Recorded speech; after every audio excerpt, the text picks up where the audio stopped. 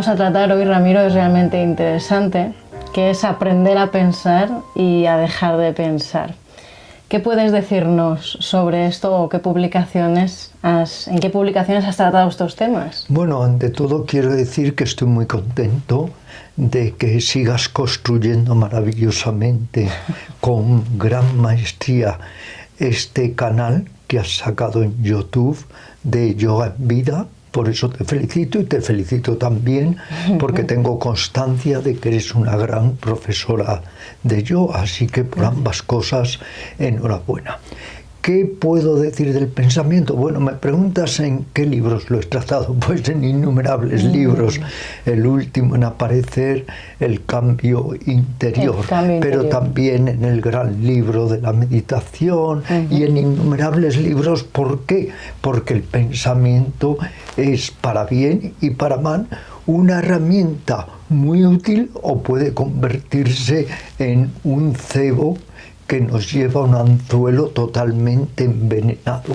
Luego, lo que yo me pregunto es, ¿y cómo no nos preguntamos mucho más qué es el pensamiento, si siempre está ahí, si siempre está presente? Lo raro, lo verdaderamente enigmático es que la gente no se pregunte, ¿qué es esto?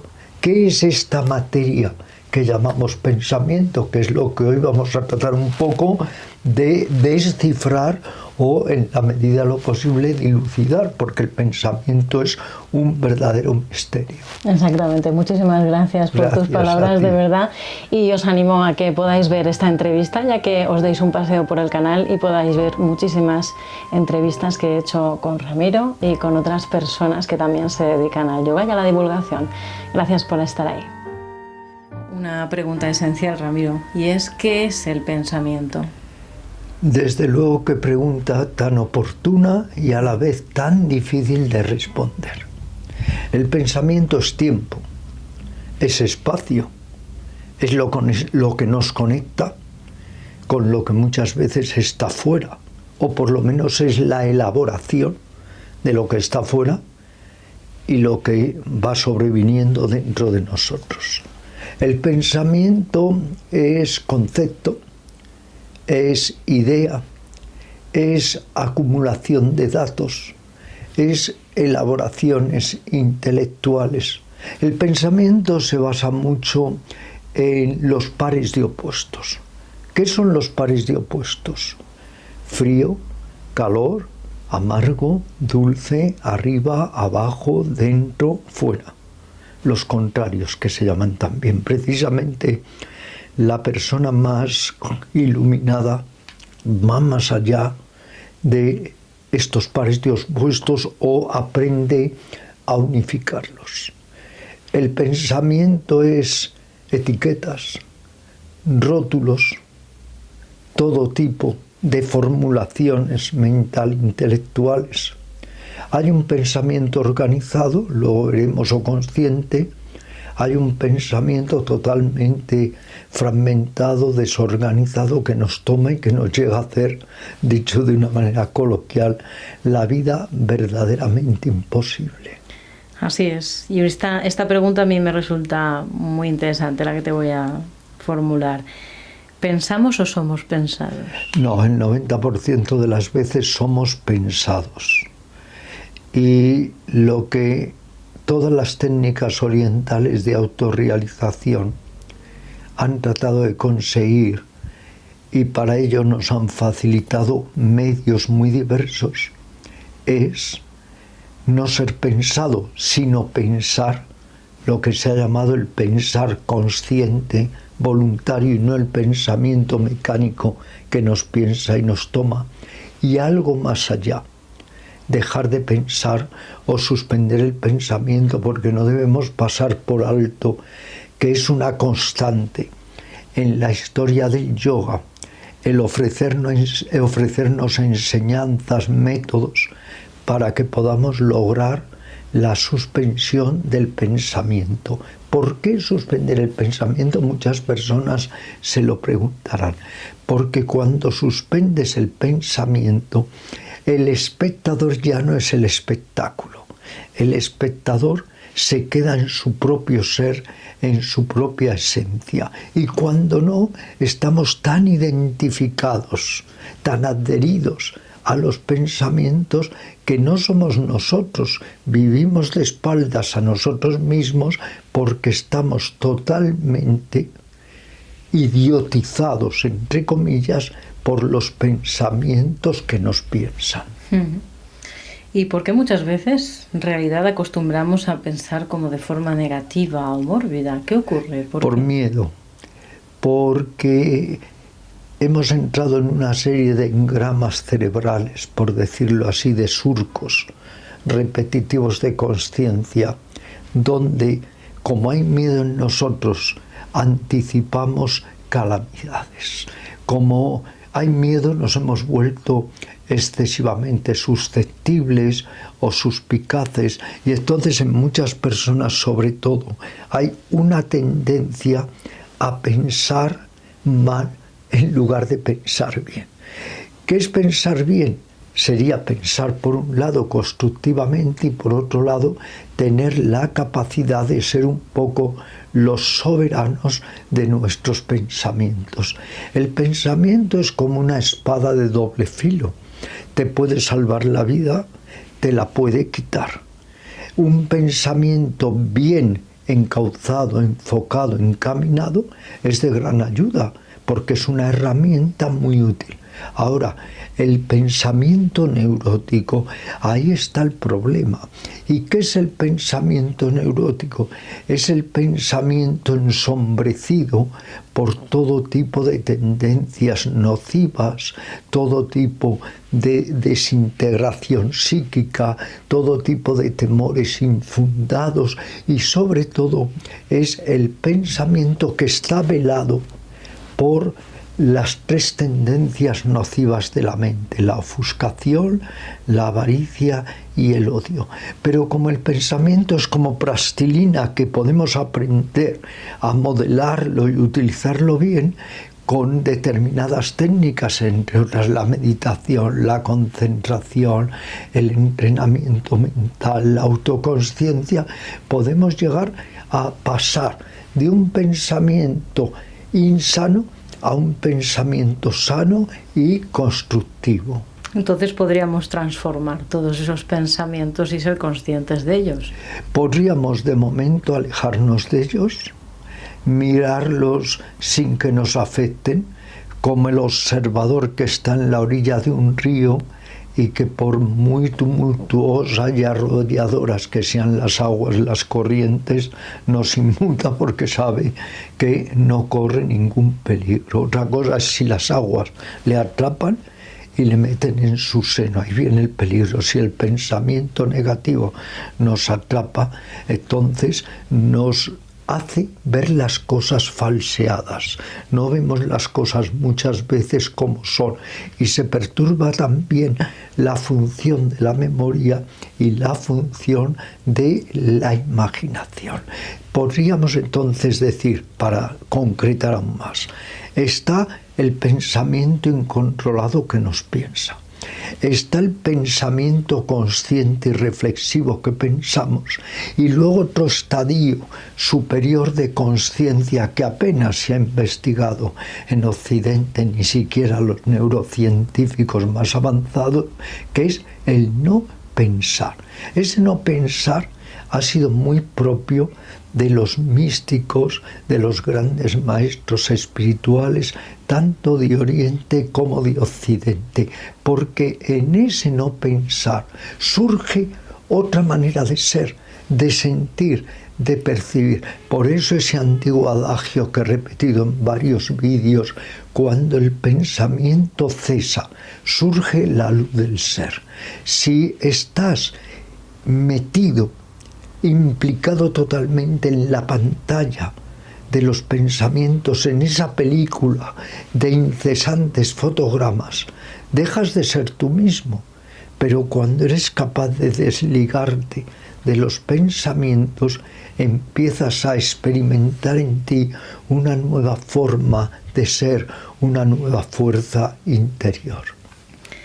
Todo eso es muy interesante. También me gusta citar mucho en las entrevistas a Krishnamurti, que lo he leído bastante a lo largo de los años, que decía lo siguiente, que lo que está quieto tiene una gran energía, ¿no? Y en la sociedad actual podría pensarse que es al revés, que lo que está quieto no tiene ninguna energía. Y él se preguntaba, ¿puede la mente, que siempre parlotea y que siempre está en movimiento, que es el pensamiento continuamente, que mira hacia atrás, recuerda, acumula conocimientos, que cambia, ¿puede esa mente estar completamente quieta? Y yo también me pregunto eso, ¿no? Pero en realidad, incluso con la meditación, meditadores que a lo mejor nos estén viendo dirán, es que yo me pongo a meditar y mi mente no está quieta nunca.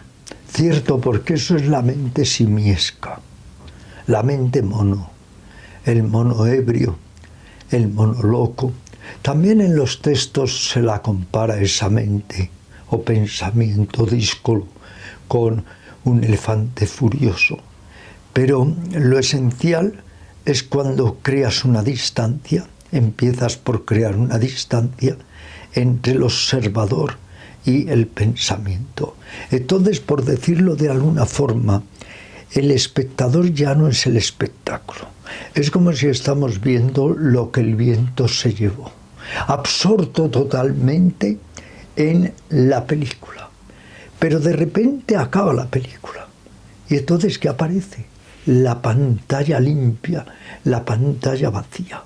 Realmente lo que permanece no es la película, es la pantalla. Y realmente en nosotros lo que permanece no son los pensamientos que son extraordinariamente volubles o mudables, es la pantalla. La pantalla es el observador. Y la mayoría de los ejercicios de meditación activan el observador. Tanto en los ejercicios de concentración donde el observador se fusiona con el objeto observado, pero de una manera consciente, como sobre todo en los ejercicios de contemplación ecuánime, donde miramos sin dejarnos afectar. Esto es lo difícil. Estoy atento a mis sensaciones. Pueden ser agradables o desagradables, me da igual, ecuanimidad. Estoy atento a todo el cambio de mis ideas, de pensamientos, surgen, se desvanecen, vienen emociones, sentimientos, estados de ánimo. Pero permanezco en mí, en mi ser, en mi centro y no me dejo afectar. Ecuanimidad. Lo que sucede es que hay una idea falsa que es bueno resolver, que es creer que si te sientas a meditar, la mente se queda en blanco, encefalograma plano. No, por favor, esa es una idea preconcebida. Siguen viniendo emociones, sentimientos. Si un coche toca la bocina, lo escuchas. Si te duele la espalda, si hace calor o frío. Pero lo que cambia totalmente es la actitud. El observador, en lugar de ser reactivo, en lugar de ser neurótico, en lugar de estar engendrando conflicto y por tanto ansiedad y dolor, es un espectador atento, pero ecuánime, sosegado, contento, satisfecho. Porque lo que todos tenemos que entender es que el pensamiento es adictivo, es conflictivo, es neurótico y entonces está creando constantemente problemas. Y el pensamiento incontrolado da lugar a una imaginación enfermiza, también incontrolada, pero da lugar también a un falseamiento de la memoria donde no recordamos las cosas como realmente son, sino como nosotros creemos que son. Bueno, y entonces es ese pensamiento descontrolado y automático, uno de los grandes ladrones de la energía.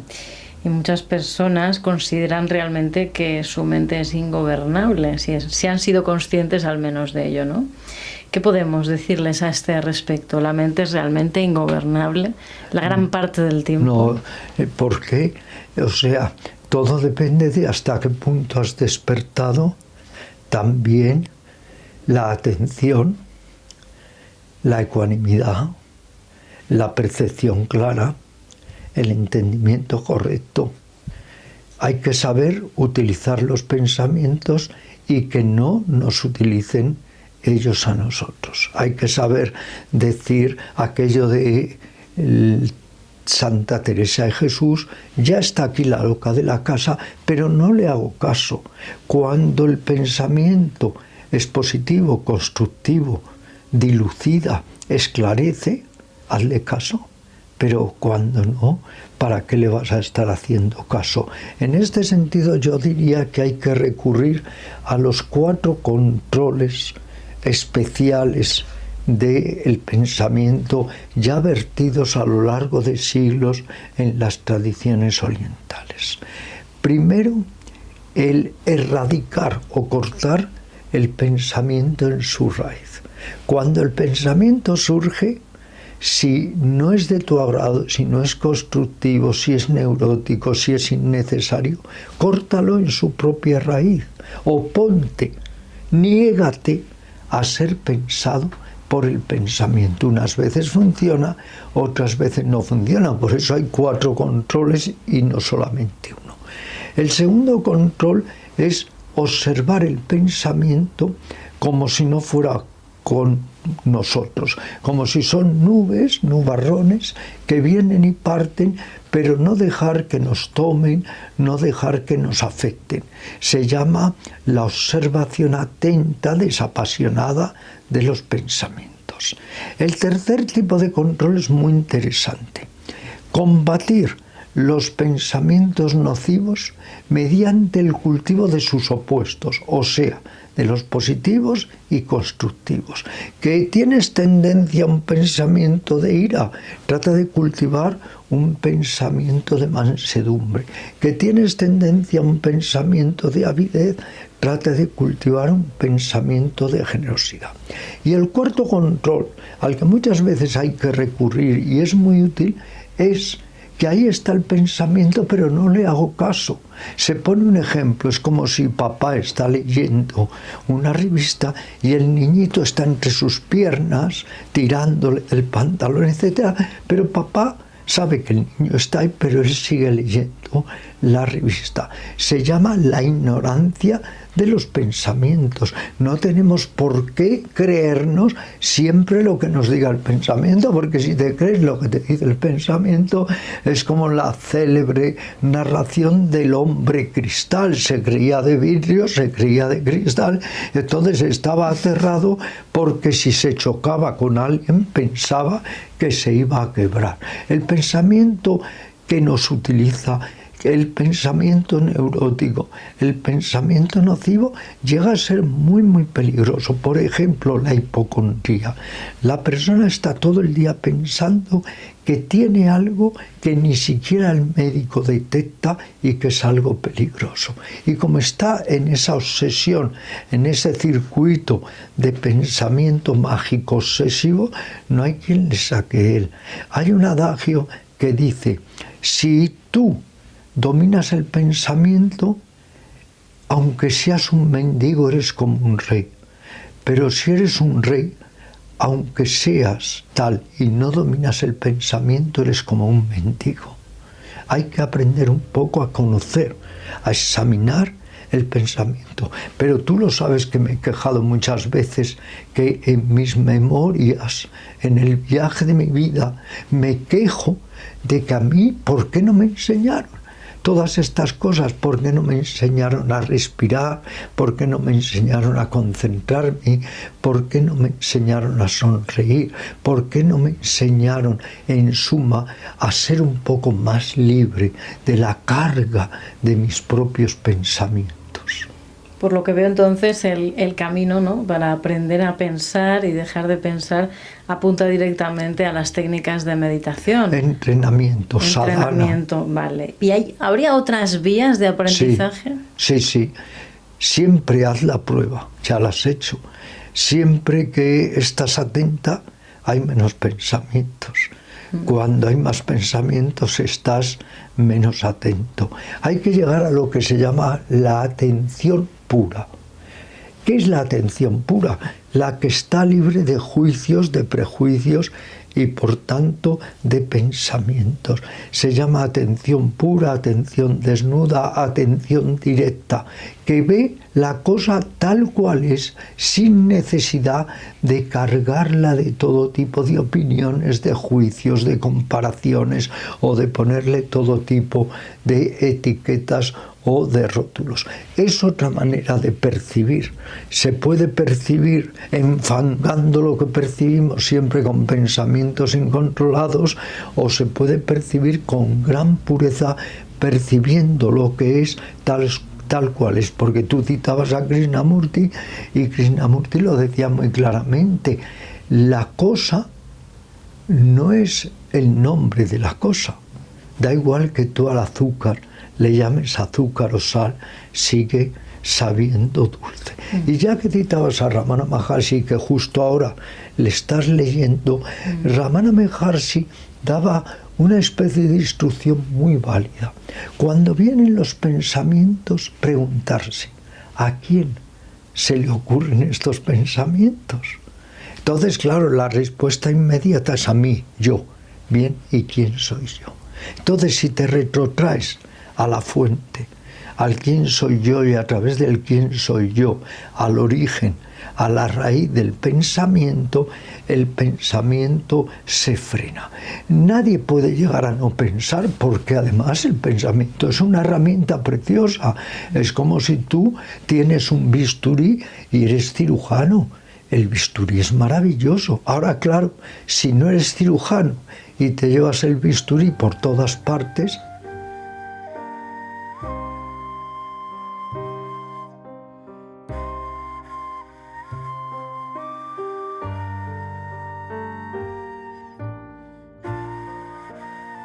lo que trato de decir es que el pensamiento, claro que tiene su razón de ser, que no se puede vivir sin el pensamiento, que en la vida diaria, para escribir un email o recibirlo, para leer, para hablar, para comunicarnos, necesitamos el pensamiento.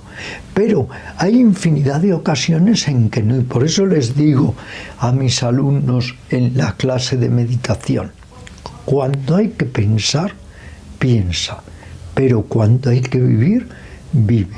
Si, por ejemplo, estás abrazando a un ser querido, no estás pensando: estoy abrazando a un ser querido que se llama de esta manera, que pesa 60 o 80 kilos, que es español o birmano. No, el pensamiento incontrolado asesina la realidad tal cual es.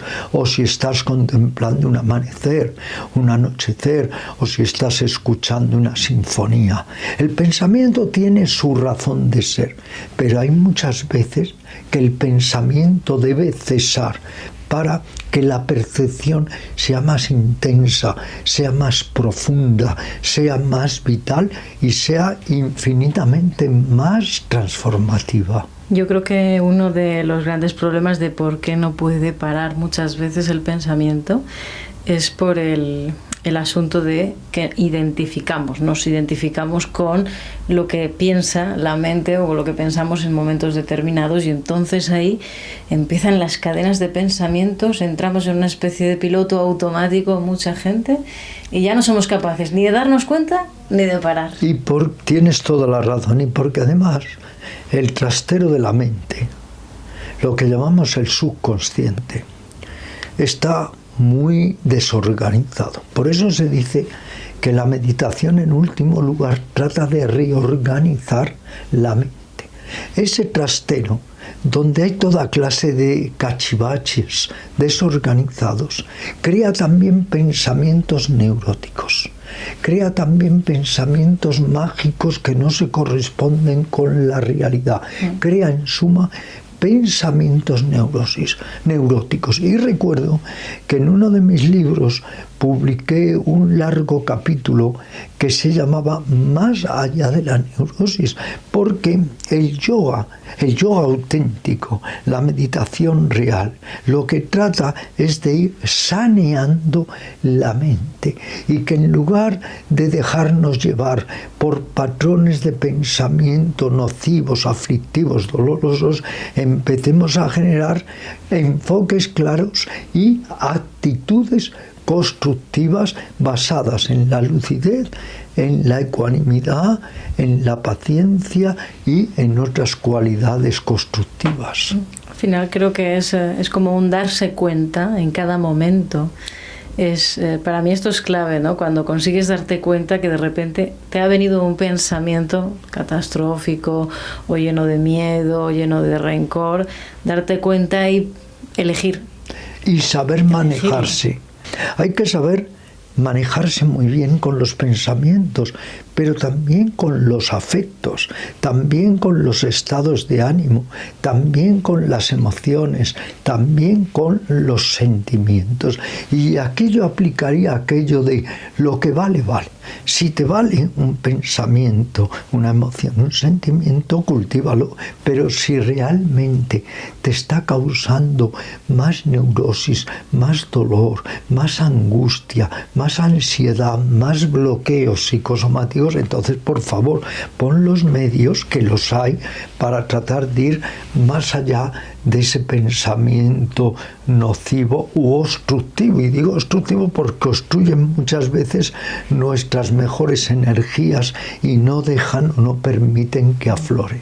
Pero esto ocurre muchas veces, ¿no? Porque cuando realmente algo te ha llegado a la parte emocional, al menos esa es mi experiencia, es porque te has creído un pensamiento nocivo, un pensamiento destructivo, o al que le tienes miedo y te lo has creído, y al final pasa como a la parte emocional. Y no sé si le pasará a los espectadores o te pasa a ti, pero cuando llega la parte de las emociones ya es más complicado. Esto que planteas es muy importante porque mira, igual que el arco iris, sus colores sombrean los colores de al lado y a la vez son sombreados. No hay una definición exacta entre un color y otro. Igual sucede en nuestro complicado aparato psíquico. Mucha gente me pregunta en las clases de meditación: Ramiro, ¿la emoción hace al pensamiento o el pensamiento hace a la emoción? En realidad se interpenetran. Cuando tú tienes un pensamiento se traduce en una emoción. Si tú ahora piensas en algo agradable, tienes una emoción de contento. Si piensas en algo desagradable, una emoción de amargura. El pensamiento conduce a la emoción, pero al revés. Las emociones muchas veces las sometemos al escrutinio del pensamiento. Por eso, en las técnicas orientales de autorrealización o la más antigua psicología de las profundidades de Oriente, que nos sacan miles de años a la psicología occidental, que está en pañales en este sentido, por eso no se hace diferencia tanto entre mente y emociones, y se habla del órgano psicomental. Hay un órgano, por decirlo así, que a la vez es el productor de emociones, de sentimientos, de estados de ánimo. El sistema emocional es muy complicado, he escrito mucho sobre él. Tengo un libro, por ejemplo, que se llama Terapia Emocional y otros varios.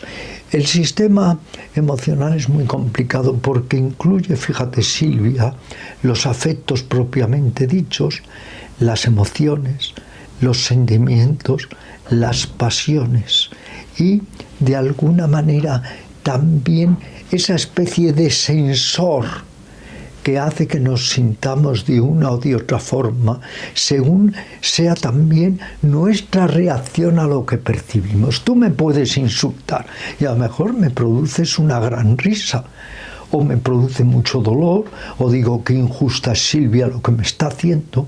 Todo depende muchas veces de nuestra reacción. Claro, aprender a ver, a examinar, a controlar todo ello se puede hacer de dos maneras. O coges un libro de Ramón y Cajal, al cual adoro, o coges un libro de Freud, de Adler, de Jung, o coges un libro de Steckel u otro de los grandes psicólogos y psicoanalistas, o de Janet, o de tantos otros, y te lo estudias. Pero eso es un conocimiento teórico. En cambio, el otro camino, la otra senda es: conviértete en tu propio laboratorio viviente y observa en ti, adéntrate, utiliza las técnicas de introspección, de interiorización, haz el viaje interior. Por eso ese documental mío que se llama El viaje a los adentros, que se puede visionar gratuitamente en YouTube, porque es un viaje hacia adentro. Pero en Occidente todo es hacia afuera, pero nada es hacia adentro. La gente por eso no sabe estar consigo misma, y la gente está dominada totalmente por los fantasmas de su mente, de sus emociones, de sus apegos y de sus odios. Dicho de otra manera, si eso sucede, uno se convierte en una muy mala copia de sí mismo.